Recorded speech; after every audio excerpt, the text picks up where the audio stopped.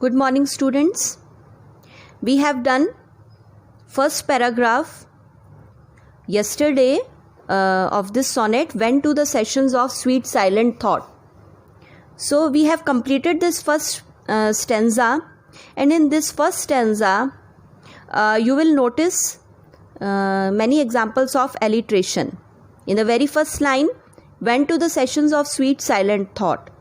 The use of letter S thrice a time in the same line in close succession.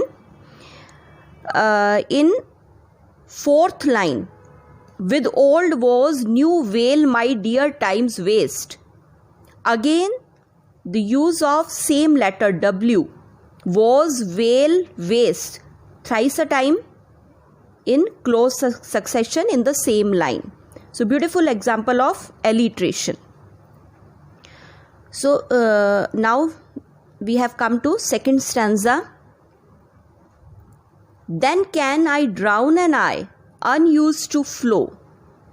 So the poet is in deep pathetic mood, in melancholic mood. He is feeling so sad.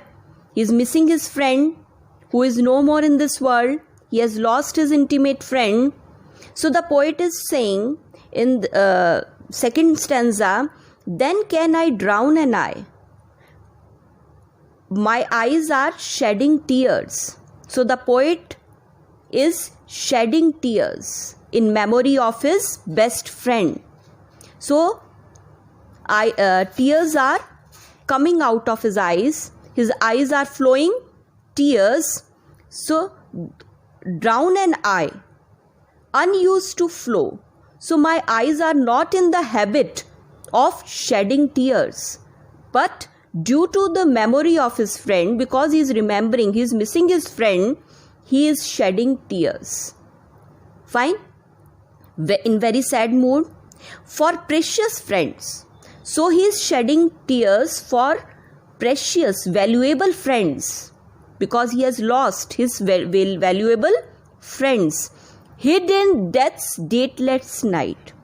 So his friends that are hidden in death's dateless night.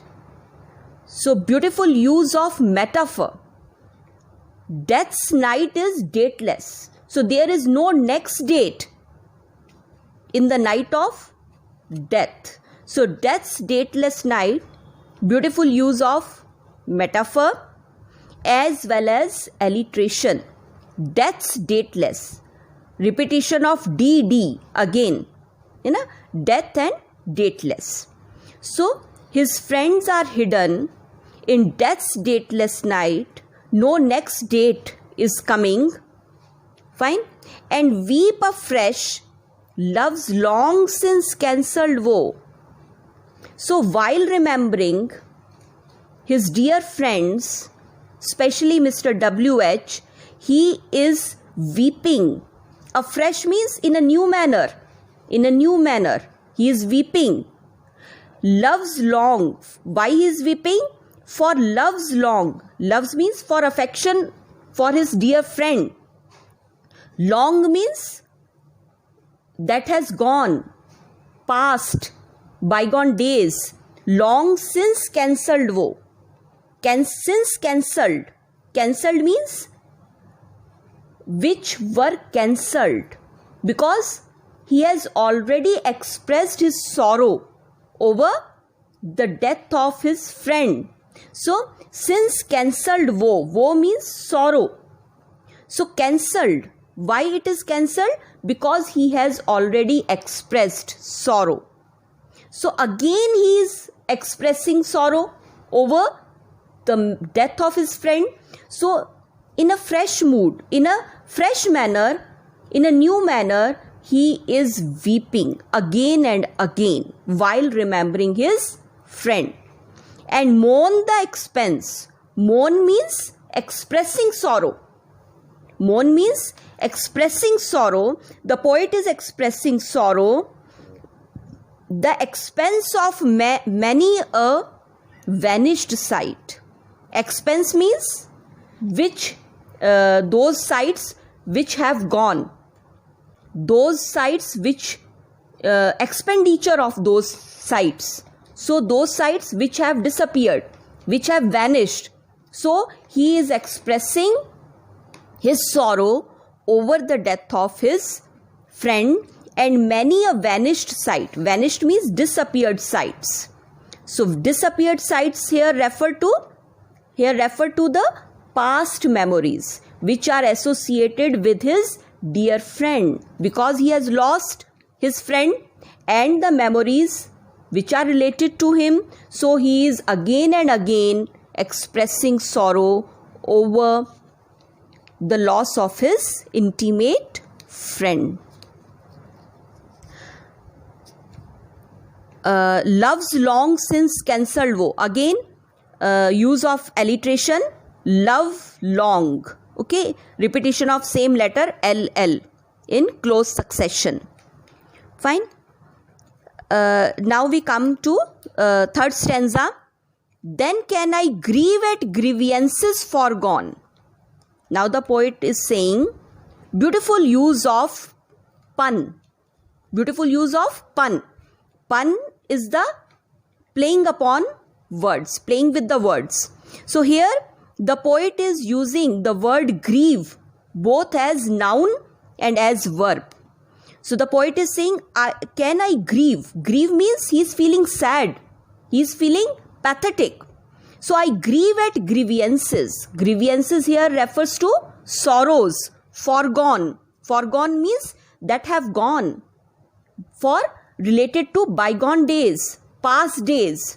So the poet is saying that I am feeling sad at those sorrows which are related with my dear friend and the memories which are associated with my dear friend and that are foregone, which will never come again, which will never come back. Okay? And heavily from woe to woe, tell over. Now here is beautiful use of refrain. You have learnt about alliteration. Alliteration is the repetition of same letter in the same line. Okay? Now what is refrain? Repetition of same word in the same line in close succession. So woe to woe, from sorrow to sorrow, repetition of woe twice a time. Okay? So this is use of refrain. Heavily, heavily means with heavy heart. The poet's heart is heavy. So with heavy heart, from woe to woe. Woe to woe means from one sorrow to another, because he is remembering his friend. That is why he is feeling so sad. So from one sorrow to another sorrow, there is a complete series of sorrows. Tell over. Tell over means there is an account of, there is a series of sorrows, many sorrows which are related to his friend. The sad account of for bemoaned moan.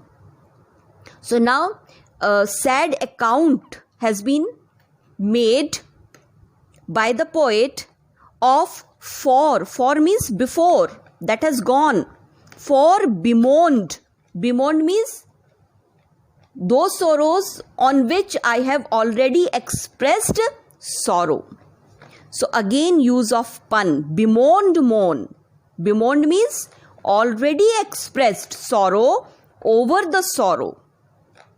So this is beautiful use of pun as well as alliteration, refrain. So you have noticed so many figures of speech in this stanza which I knew pay as if not paid before. So I am in a debt. The poet is saying I am in a debt because I am paying the cost of the loss of my friend. So I am again shedding tears. I am again feeling sad as if I have not paid the cost of that thing. So which I newly paid as if not paid before. So I am expressing sorrow over the death of my dear friend as if I have not expressed sorrow. Okay. So यहाँ पर pay का मतलब क्या है? That I have not expressed sorrow over the death of my friend. So in that way, I am paying in a new manner as if I have not paid the cost of that thing. Clear? Now the last couplet, very very important. Now till now you have noticed the poet is in deep pessimistic mood. Okay, now in the last couplet, 2 lines, the poet is feeling optimistic. You just notice. But if the while means meanwhile, when I am thinking over you, I am expressing sorrow over those things. Meanwhile, I think on thee, dear friend. When I think about you, thee means Old English stands for you.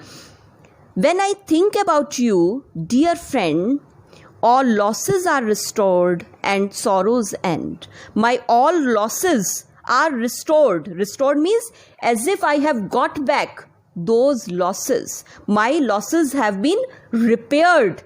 I have got back, and sorrows end. So when meanwhile I'm thinking about you, that how much precious friend you were, and how was I lucky to get you as my friend. So my all losses are restored by thinking that, and my sorrows have come to an end. Fine? Clear? Thank you.